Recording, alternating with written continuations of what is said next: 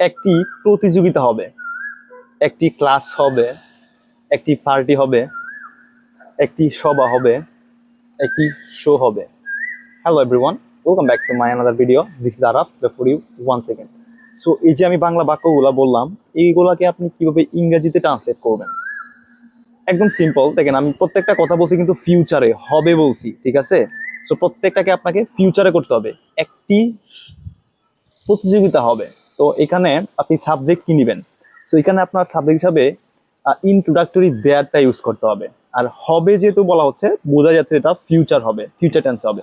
So এটা হবে হচ্ছে ফিউচার ইনডেফিনিটে, ঠিক আছে?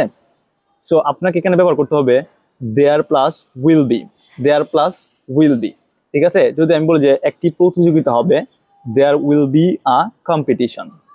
ওকে, মাঝখানে আমি একটু ইন্টারাপ্ট করি। যে কোনো দেশ থেকে যদি আপনি 1-to-1 স্পোকেন ইংলিশ শিখতে চান, তাহলে অবশ্যই আমাদের সাথে যোগাযোগ করুন। হোয়াটসঅ্যাপ নাম্বারটা আমি দিয়ে দিচ্ছি। সো আপনি চাইলে হচ্ছে আমাদের সাথে যোগাযোগ করতে পারেন। অলরাইট। সো দেখেন, প্রত্যেকটা বাক্যের মধ্যে কিন্তু আছে হবে। সো হবের জন্য আমরা জানি ফিউচার টেন্স। সো আর সাবজেক্ট হিসাবে এখানে নিব introductory there. So there will be a competition, একটি প্রতিযোগিতা হবে।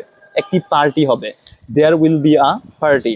তারপর ধরেন একটি শো হবে, there will be a show.